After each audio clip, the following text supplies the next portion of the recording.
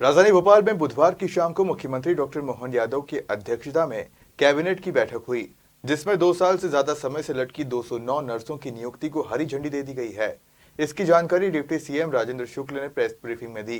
Deputy CM Rajendra शुक्ल ने बताया कि स्वास्थ्य विभाग में 2 साल पहले 209 नर्सों की भर्ती प्रक्रिया पूरी कर ली गई थी, लेकिन उनकी नियुक्ति नहीं हो पाई थी। उस संबंध में कैबिनेट ने महत्वपूर्ण फैसला लिया है। उनकी नियुक्ति को कैबिनेट ने छूट प्रदान की है, जिससे अब उन सभी 209 नर्सों को स्वास्थ्य विभाग में नियुक्ति देने का रास्ता साफ हो गया है। इसके अलावा कई प्रस्तावों को मंजूरी दी गई। तरीके से उस समय की सच्चाई पर आधारित ये फिल्म है, जो हमारे देश में एक ऐसा वातावरण जो बना था, जो जिसको साफ करने में महत्वपूर्ण भूमिका निभाएगा।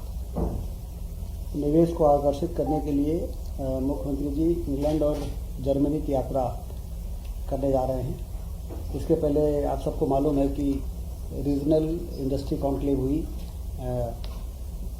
अंतिम अभी रीवा में हुई, और उसके बाद दिसंबर और जनवरी में नवदापुरम और शहडोल में भी होने जा रही है। उसके पहले ये विदेश यात्रा काफ़ी लाभदायक साबित होगी, और जिस तरीके से 2,75,000 करोड़ के इंटेंशन टू इन्वेस्ट प्राप्त हुए पिछले रीजनल इंडस्ट्री कॉन्क्लेव में, और जिसमें लगभग 3,28,000 रोजगार सृजन होने की संभावना है, तो एक रीजन लेवल पे इस प्रकार के इंडस्ट्री कॉन्क्लेव करने का बहुत ही अच्छा असर दिखाई दे रहा है, क्योंकि मध्य प्रदेश में पर्याप्त संभावनाएं रीजन लेवल पर है। और जब वहाँ पर इस प्रकार के कॉन्क्लेव हुए तो उसके अच्छे परिणाम सामने आए हैं। ये जो विदेश यात्रा है, ये भी मध्य प्रदेश में औद्योगिक क्रांति लाने की दिशा में महत्वपूर्ण भूमिका होगी, ऐसा हम सारे लोग भरोसा कर रहे हैं। 24 से 29 नवंबर की ये यात्रा मुख्यमंत्री जी की रहेगी। मोहासा जो बाबई औद्योगिक क्षेत्र, उसमें विद्युत और नवकरणीय ऊर्जा के यंत्रों को बनाने के लिए जो जमीन आवंटित की गई थी, उसमें फिर से लोगों का निवेश करने का और भी लोग सामने आ रहे हैं। इसलिए उसके विस्तार के लिए, औद्योगिक क्षेत्र के विस्तार के लिए भी 441 एकड़ भूमि और उद्योग विभाग को आरक्षित की गई है। सर, पिछली बार भी दी गई थी 441 एकड़ भूमि मोहासा औद्योगिक क्षेत्र में विद्युत नवकरणीय ऊर्जा यंत्र बनाने के लिए उद्योग के लिए आरक्षित की गई थी। राज्य सरकार के इस निर्णय के क्रम में 26 उद्योगों के ऑनलाइन इन्वेस्ट करने के जो प्रस्ताव प्राप्त हुए, जिसमें 25,000 करोड़ के निवेश की संभावना है। अत्यधिक उत्साहवर्धक रिस्पांस के दृष्टिगत अधिक भूमि उक्त प्रयोजन के लिए प्रदान करने हेतु अतिरिक्त भूमि आरक्षित किए जाने का प्रस्ताव 3 दिसंबर की मंत्रिमंडल की बैठक में स्वीकृत करने का प्रस्ताव किया जाएगा। तो उसमें एक्चुअल में कितनी और जमीन आरक्षित होगी, वो फिगर सामने आएगा।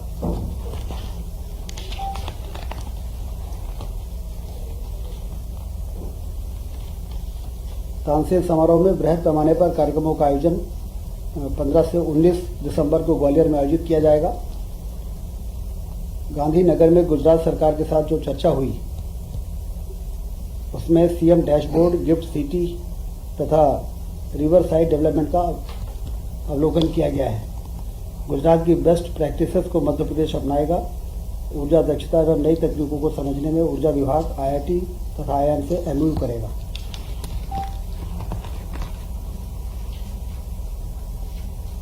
सरकार का 1 वर्ष में सभी मंत्रियों से अपेक्षा की गई है कि अपने विभाग के प्रमुख कार्य, उपलब्धियां एवं विशेष प्रयास जो किए गए हैं उसको हाईलाइट करें।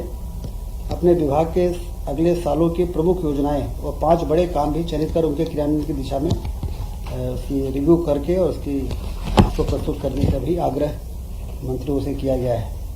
प्रभाव जिले के विकास योजनाओं तथा परियोजनाओं की वृहद रिपोर्ट लें, ताकि जनता के सामने इन विषयों को रखा जाए। ये भी मुख्यमंत्री जी ने निर्देश दिए हैं। आज 2 पोर्टल का लोकार्पण किया है। संपदा संचालनालय ऑनलाइन आवास आवंटन प्रक्रिया एवं ई आवास पोर्टल। ये पोर्टल न होने से लोगों को कहाँ पे कौन सा घर उपलब्ध है और किस प्रकार से आवेदन करें और लोगों को चक्कर लगाने पड़ते थे। तो ये पोर्टल से अब संपदा अंतर्गत जितने भी शासकीय आवास है, कर्मचारी अधिकारियों को आवंटित करने में उनको भी आवेदन करना आसान होगा और उनको आवंटित करना भी आसान होगा। ऐसा एक पोर्टल कैबिनेट में मुख्यमंत्री जी ने उसकी शुरुआत की है। और दूसरा, आंगनबाड़ी कार्यकर्ताओं एवं सहायिकाओं की भर्ती का भी ऑनलाइन पोर्टल, ये देश का पहला नियुक्ति वाला पोर्टल होगा, जिसमें इस पोर्टल के माध्यम से इसकी नियुक्ति की जाएगी। इसके अलावा श्री कृष्ण पाथेय न्यास की स्थापना हुई है। भगवान श्री कृष्ण अपने उनकी जीवन गाथा और वो उनका पद कहाँ कहाँ पड़ा है, उस सब जगहों को नोटिफाई करना और वहाँ पर लोगों को एक वहाँ पर आने जाने के लिए स्थिति निर्मित करना, इसके लिए एक न्यास का गठन किया गया, जिसका नाम दिया गया है श्री कृष्ण पाथेय न्यास। इसमें 28 सदस्य होंगे, 23 शासकीय सदस्य होंगे और 5 अशासकीय सदस्यों को 3 वर्ष के लिए नामांकित किया गया है। और इसमें जब वो पूरा मार्ग नोटिफाई हो जाएगा तो उस क्षेत्र के जो मंत्रिमंडल के सदस्य होंगे वो भी उसके पदेन मेंबर रहेंगे। और इसका जो उद्देश्य है वो उसको प्राप्ति के लिए शोध, रिसर्च होगा, सर्वेक्षण एवं विकास कार्य के लिए आवश्यकता अनुसार विशेषज्ञ समितियों का गठन किया जाएगा। और जिस तरह से राम गमन पथ का गठन हुआ और उस पर काम की योजना बन रही है, उसके प्रोजेक्ट बन रहे हैं और जो हमारे श्रद्धालु हैं उनके लिए बहुत ही उत्साह का विषय रहा है। कृष्ण पाथेय न्यास भी बनने के बाद हमारी जो सांस्कृतिक धरोहर है और जो हमारी सांस्कृतिक मान्यता है, उसके पुनर्स्थापना में यह जो निर्णय आज हुआ है, ये बहुत ही महत्वपूर्ण भूमिका निभाएगा। स्वास्थ्य विभाग में 209 नर्सेस की भर्ती का निर्णय भी हुआ है। व्यापम से इसकी नियुक्ति हो चुकी थी, लेकिन चयन सूची से उनके पोस्टिंग नहीं हो पाई थी, क्योंकि 1 साल के अंदर जो जीएडी का सर्कुलर था उसके अंदर उनकी पदस्थापना हो जानी चाहिए थी। तो कैबिनेट ने उसको छूट दी है, क्योंकि नर्सेस के पद खाली हैं और इसलिए वो 1 वर्ष के बजाय 2 वर्ष होने के बावजूद उसमें जो छूट की जरूरत थी वो आज कैबिनेट ने छूट दी है। अब 209 अभ्यर्थियों को भर्ती करना का मार्ग प्रशस्त हो गया है। उज्जैन जिले में Ingoria Unhel 23.71 kilometre 2 lane with paved shoulder 10 metre चौड़ी सड़क 127.63 करोड़ की जो एमपीआरडीसी के माध्यम से विकसित होना है, उसकी अनुमति भी आज कैबिनेट ने दी है।